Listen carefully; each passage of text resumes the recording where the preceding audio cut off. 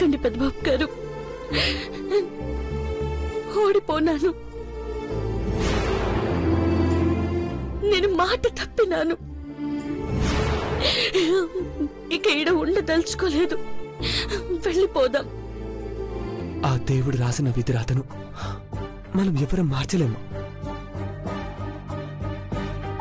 నీ ముందుకు నా బొట్టు పెట్టి నేను నాదాన్ని చేసుకోవడానికి నా గుండెల్లో ప్రేమ మాత్రమే కాదు, దేవుడు అలా నిర్ణయించాడు.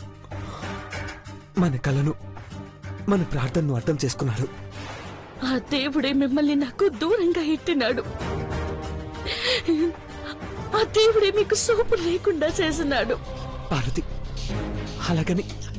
అలాగని దేవుణ్ణి నిందిస్తూ కూర్చుంటామా చెప్పు? సిద్ధాంతి గారు ఏమన్నారు? నువ్వు అమ్మవవుతా అని ఆశీర్వదించారు. అమ్మగారి ఆశీర్వాదం లేకుండా మనం ఒకటి కాకూడదు అనుకున్నాను. ఇప్పుడు అమ్మగారికి ఏం సమాధానం చెప్పలేని స్థితిలో ఉన్నాను. ఇంకొక మాట కూడా మాట్లాడలేనని అర్థమైపోయినది. పార్వతి, కళ్ళు లేనందుకు బాధపడటం లేదు, పైగా సంతోషంగా ఉంది. ఎందుకంటే నువ్వు బాధపడ్డం చూడలేకపోతున్నాను. నువ్వు నన్ను చీదరించుకుంటున్నావు. పెద్దబాబు గారు, దయచేసి మీరు అట్టా చెప్పకండి. మీరు ఫోన్ చేయండి, వెళ్ళిపోదాం.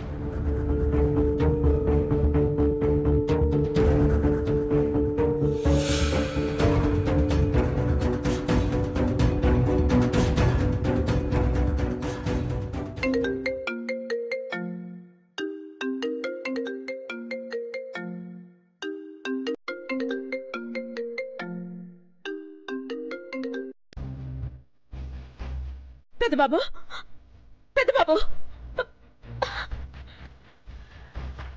పెద్దబాబు, పెద్దబాబు. అమ్మా, ఏమైంది నాన్న? రాత్రి నుంచి కాల్ చేస్తున్నా. నీకు కంటి చూపు. అది అమ్మా, నా కళ్ళు. పెద్దబాబు, నీకు కంటి చూపు రాలేదా?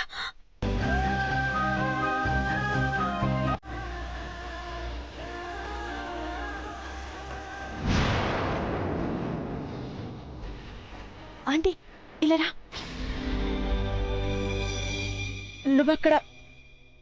అక్కడ వైద్యం తీసుకుంటే నీకు కంటి చూపు వస్తుందని సిద్ధాంతి గారు చెప్పారు కదా నాన్న. ఎందుకు రాలేదు? పెద్దబాబు, ఏం జరిగింది నాన్న? రాత్రి నుంచి నీకెన్నిసార్లు ఫోన్ చేసినా కనెక్ట్ కాలేదు. డాడ్, యాక్చువల్లీ అక్కడ సిగ్నల్స్ ప్రాపర్ గా లేవు డాడ్. నీలమ్మా, విషయం ఏంటంటావ్?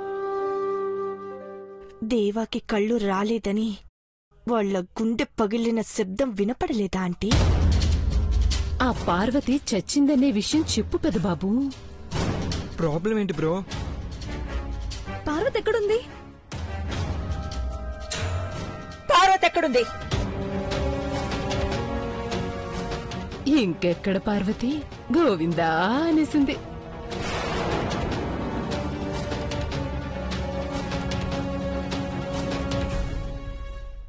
పార్వతి, చెప్పు, ఏమైంది?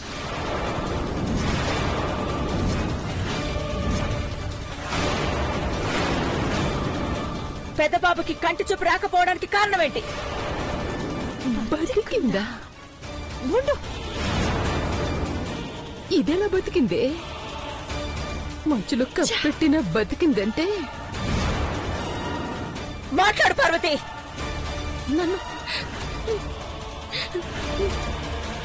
నన్ను క్షమించండి అమ్మగారు.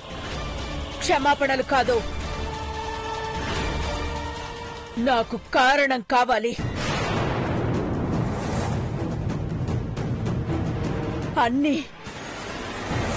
అన్ని దగ్గరుండి చూసుకుంటానన్నావు, కానీ జరిగిందేంటి? అమ్మగారు,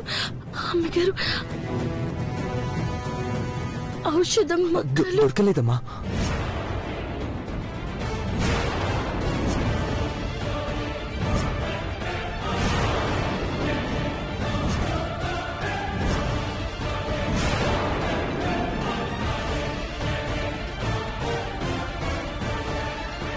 దొరకలేదంటుందేంటి నీళ్ళు?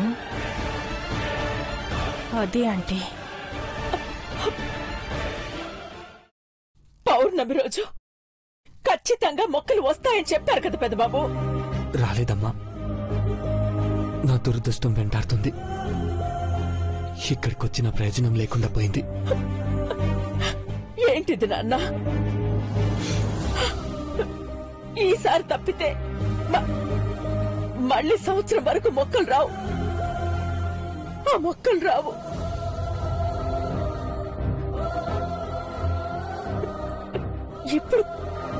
ఇప్పుడు కూడా ఔషధ మొక్కలు రాలేదంటున్నారు. పార్వతి, ఏం జరిగింది చెప్పు. వాటి కోసమే నేను పెద్దబాబు గారు బయటికి వెళ్ళాం. అమ్మగారు రాత్రంతా బయటనే ఉన్నాము. కానీ తిరిగొచ్చే లోపట తెల్లారిపోనాది. రాత్రంతా బయట ఉండడం వల్ల కావాల్సినవన్నీ దూరమయ్యాయమ్మా. బాధపడకు బ్రో. పెదబాబు, ధైర్యాన్ని కోల్పోవద్దు నాన్న. ఇక్కడ డాక్టర్స్తో ట్రీట్మెంట్ తీసుకుంటున్నావు కదా, నీకు తప్పకుండా చూపొస్తుంది నాన్న. బావా, ఓ 2 రోజులు అక్కడే ఉండండి. అంటే వాళ్ళను మేం చూసుకుంటాం. మేం బయలుదేరుతున్నాం అమ్మాయి గారు. పెద్దబాబు గారు ఏర్పాట్లు చేస్తున్నారు. జాగ్రత్తమ్మా. బ్రో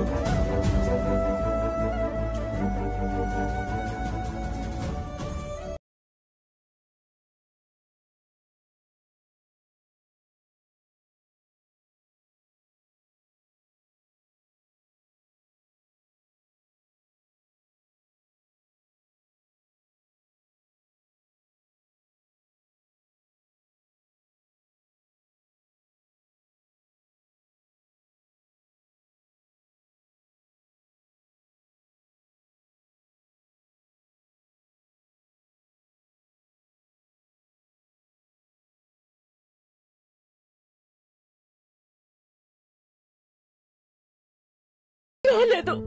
అఖిల, ఊరుకో అఖిల. ధైర్యంగా ఉండు అఖిల. అంతా మంచి జరుగుతుంది. వరి అవద్దు అఖిల. చెప్పావు కదా భారతి, వెళ్దాం. పాపిష్టి దానికోసమే కంటి చూపు వచ్చే అవకాశాన్ని పోగొట్టుకున్నానని ఎందుకు చెప్పలేదు పెద్దబాబు గారు? చెప్తే నన్ను చంపేస్తారనా?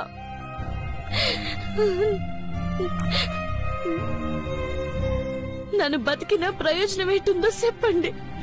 పార్వతి, అలా మాట్లాడదు పార్వతి. పార్వతి,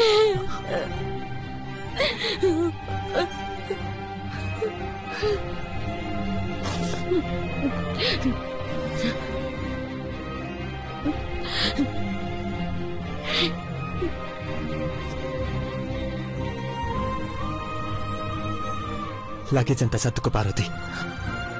నువ్వు కోరుకున్నట్టే మనం బయలుదేరుతున్నాం.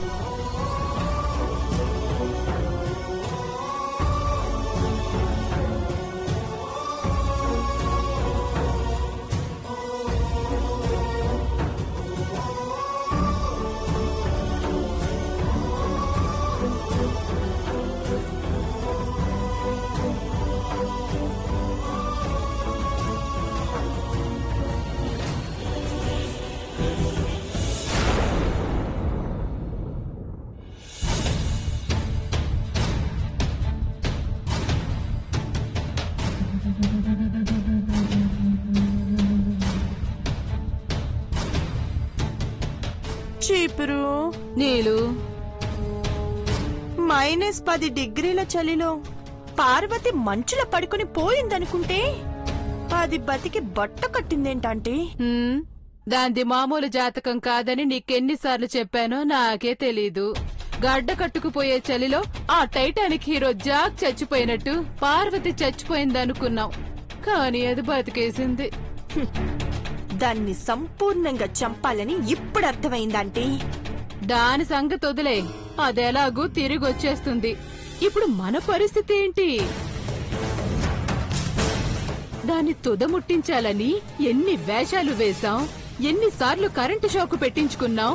చిన్నబాబు మనతో చిడుగుడాడుకున్నాడు. కళ్ళు లేని కాబోది దాన్ని కాపాడుకున్నాడు. లేలమ్మా, ఇక నువ్వు పెదబాబును మర్చిపో, దాంతో జీవితాన్ని పంచుకోలేవు.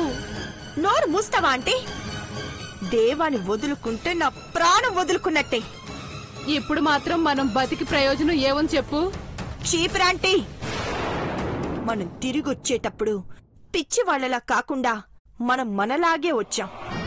అలా వచ్చి మంచి పనే చేశాం. ఎందుకు?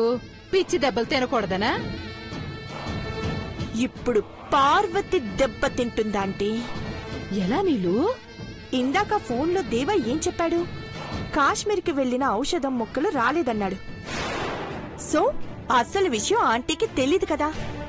ఆ పార్వతి రాగానే దాన్నే ఇరికిస్తే ఆంటీని తన్ని తరుమేస్తుంది. అలా జరుగుతుందంటావా? మనం నాటు వైద్యంతో పిచ్చి నుండి బయటపడ్డామని చెప్పాం కదా. అక్క నమ్మిందంటావా? నమ్మేంత వరకు అదే మాట చెప్తూనే ఉంటాం. పార్వతిని బతికించుకోవడం కోసం పండిత్ యోగేశ్వర్ నాథ్జీ ఇచ్చిన మందుని దేవా తీసుకోలేదని అర్థమవుతుంది. ఆ విషయం ఆంటీకి అర్థమయ్యేలా చేస్తే ఆ పార్వతి పని పడుతుందాంటీ. నువ్వు చెప్తుంటే ఇంట్రెస్టింగ్ గా ఉంది గాని అనుకున్నట్టు జరుగుతుందంటావా?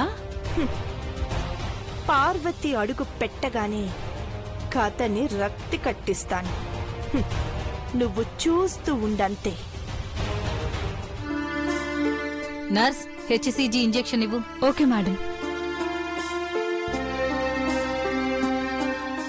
సార్, మీరు కొంచెం బయట వెయిట్ చేయరా? ఓకే.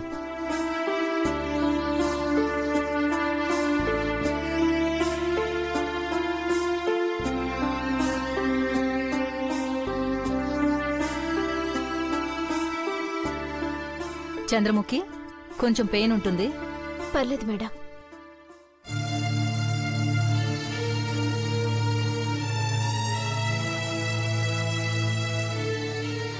శేఖర్ని రమ్మని చెప్పు. అలాగే మేడం. ఓకే కదా? డాక్టర్, ఈ వారం రోజులు హెచ్సిజీ ఇంజెక్షన్ చేయించండి. అలాగే డాక్టర్. మహేంద్ర గారికి ఫోన్ చేసి చెప్పండి చంద్రముఖిని డిశ్చార్జ్ చేస్తామని. ఓకే.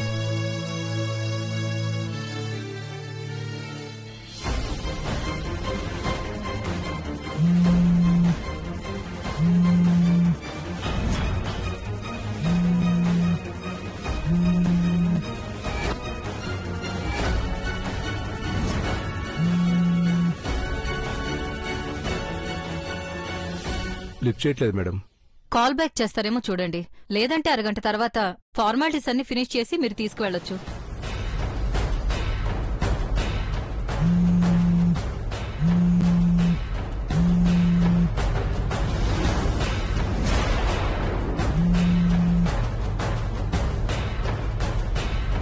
లిఫ్ట్ చేయట్లేదు మేడం. కాల్ బ్యాక్ చేస్తారేమో చూస్తాను madam. No problem. Mahi, Mahi, ఇందాకటి నుంచి కేకలేస్తున్నాను. ఇక్కడే ఉన్నావు అని కూడా రిప్లై ఇవ్వలేదు. ఏమైంది అలా ఉన్నావు? బంగారం, బ్రో కంటి చూపు వస్తుంది అనుకున్నావు, రాలేదు. ఇంట్లో సంతోషం కూడా లేకుండా పోయింది.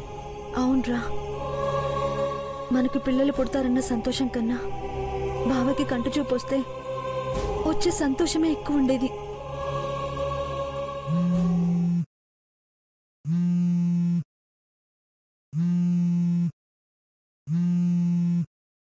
మొబైల్ వైబ్రేషన్ లో పెట్టావా?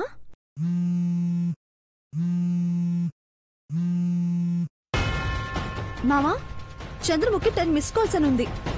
అంత అర్జెంట్ ఏంటో కనుక్కుంటానుండు. నేను మాట్లాడతా.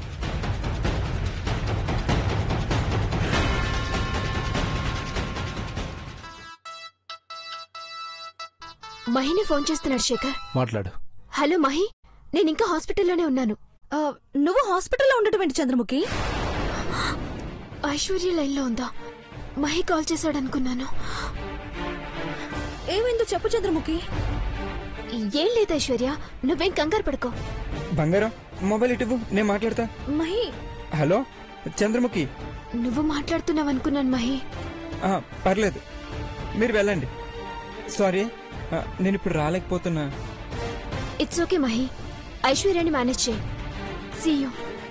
Okay, take care. ఎందుకు ఫోన్ చేసింది? హాస్పిటల్లో ఎందుకుందట? బంగారం, మనం ఈ రోజు కూడా హాస్పిటల్కి వెళ్తాం అనుకుని వచ్చేసిందంట. పాపం ఏం తోచట్లేదంట. మనకి బిడ్డ పుడుతుందంటే చంద్రముఖి ఎంత హ్యాపీగా ఫీల్ అయిందో. రే, ఇంట్లో వాళ్ళకి చెప్పలేదు కానీ మిగతా వాళ్ళందరికీ చెప్పేస్తున్నావు. అబే, నేను చెప్పలేదు బంగారం, వార్డ్ బాయ్ ఎవడో చెప్పేసి ఉంటాడు. వార్డ్ బాయ్ ఎందుకు చెప్తాడు? అబ్బా, ఏంటి బంగారం నీ డౌట్లు? గుడ్ న్యూస్ స్ప్రెడ్ చేద్దంటావు. నన్ను స్ప్రెడ్ చేయొద్దని నువ్వు ప్రచారం చేస్తున్నావా? నువ్వేదో ఆలోచించి ఇలా మాట్లాడుతున్నావు కానీ వెళ్ళి కాఫీ తీసుకురా డార్లింగ్, ప్లీజ్. నన్ను పని చేయొద్దని చెప్పి మళ్ళీ పని చెప్తున్నావు చూడు.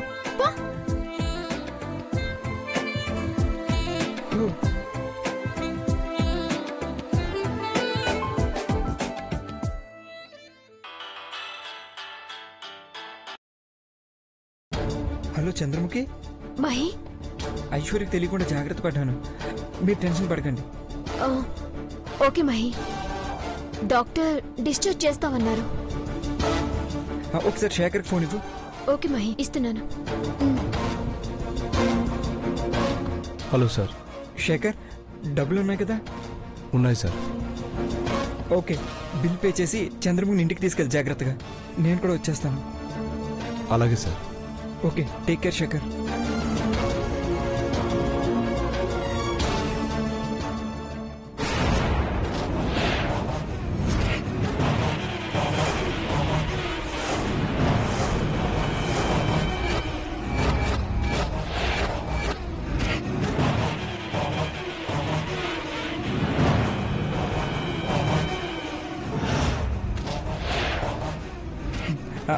బంగారం, అప్పుడే కాఫీ తీసుకొచ్చావా? తెచ్చాను గాని ఎవరితో ఫోన్లో మాట్లాడుతున్నావు? ఎందుకంత కంగారు పడుతున్నావు? ఏం లేదు బంగారం. నిజం చెప్పు మామా. నా మీద ఒట్టు. సరే గాని కాఫీ పక్కన పెట్టేసి ఒక హగ్ ఇవ్వచ్చు కదా, టెన్షన్ ఫ్రీ అవుతాను. ప్లీజ్ బంగారం.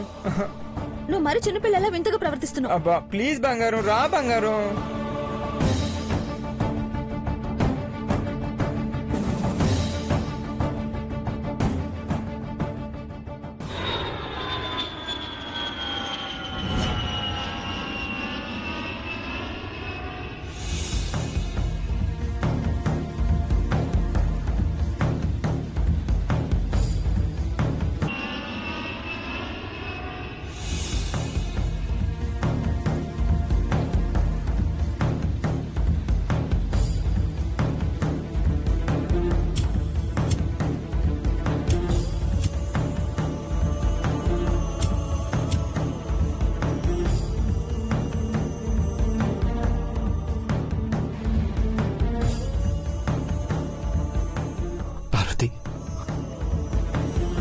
మాట్లాడు పార్వతి, ప్లీజ్. పార్వతి, పార్వతి.